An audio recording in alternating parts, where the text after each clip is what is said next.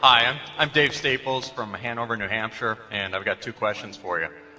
First, I'd like to hear your thoughts on selling securities short and what your experience has been recently and over the course of your career. The second question I'd like to ask is how you go about building a position in a security you've identified.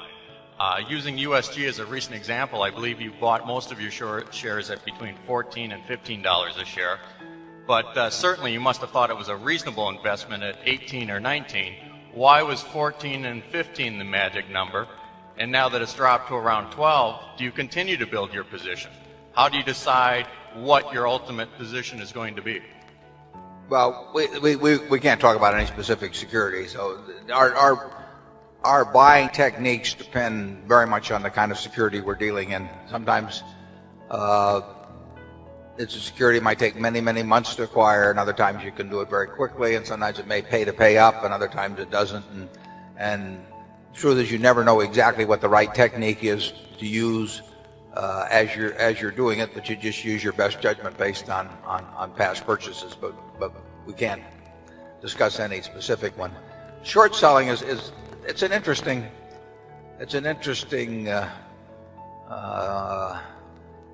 item to study because it's ruined a lot of people. It is the sort of thing that you can go broke doing.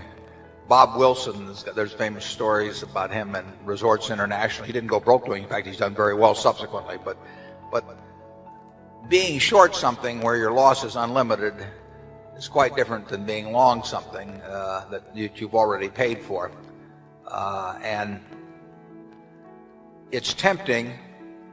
You see way more stocks that are dramatically overvalued in your career than you will see stocks that are dramatically undervalued. I mean, it's the nature of securities markets to occasionally promote various things to the sky, so that securities will frequently sell for 5 or 10 times what they're worth, and they will very, very seldom sell for 20% or 10% of what they're worth. So therefore, you see these much greater discrepancies between price and value and on the overvaluation side. So you might think it's easier to make money on short selling. And all I can say is it hasn't been for me. I don't think it's been for Charlie. It is a very, very tough business because of the fact that you face unlimited losses and because of the fact that people that have overvalued stocks, very overvalued stocks, are frequently on some scale between promoter and crook. And that's why they get there.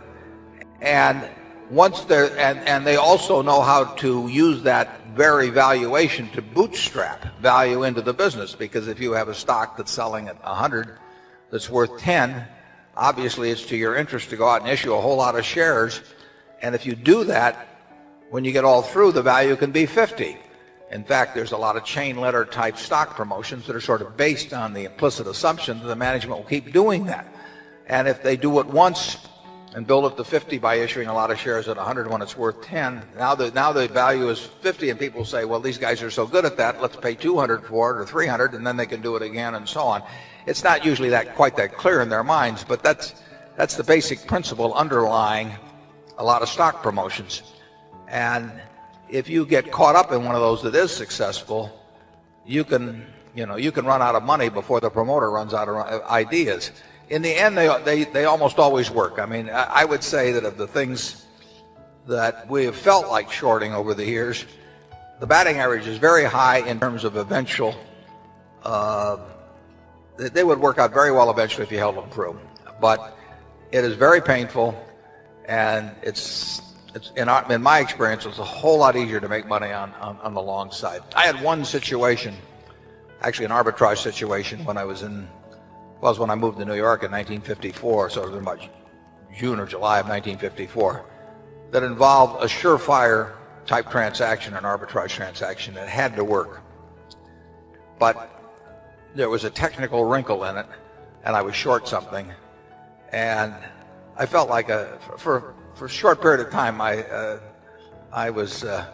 felt like Fanova was feeling last fall. I mean, it was very unpleasant.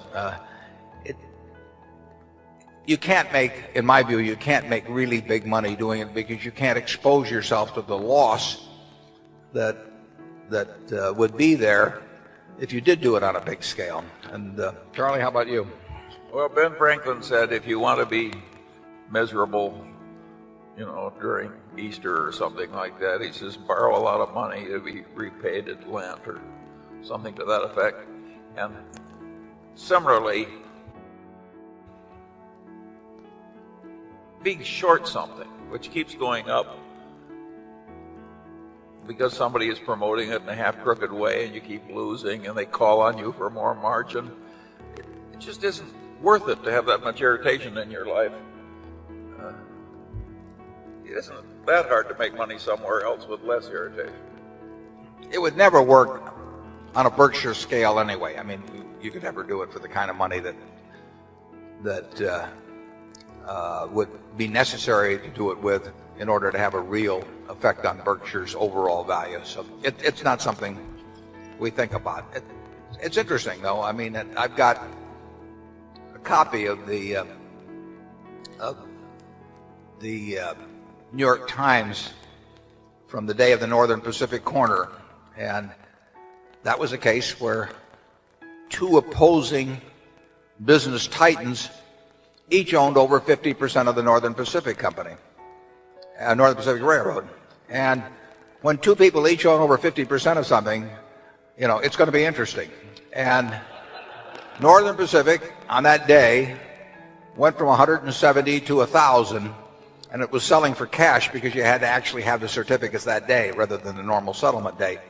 And on the front page of the New York Times, which incidentally sold for a penny in those days, it's had a little more inflation than Coca-Cola, front page of the New York Times, right next to the story about it, it told about a brewer in Newark, New Jersey, who had gotten a margin call that day because of this, and he jumped into a vat of hot beer and died.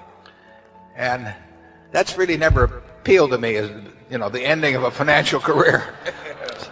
And who knows, when they had a corner in Piggly Wiggly, they had a corner in Auburn Motors in the 1920s. I mean, there were corners. That was part of the game back when it was played in a kind of a footloose manner. And it did not pay to be short. Actually, during that period, you might find it interesting. In the current issue of the New Yorker, maybe one issue ago, the one that has the interesting story about Ted Turner, there's also a story about Hetty Green. And Hetty Green was one of the original incorporators of Hathaway Manufacturing, half of our Berkshire Hathaway operation, back in the 1880s. And Hetty Green was just piling up money.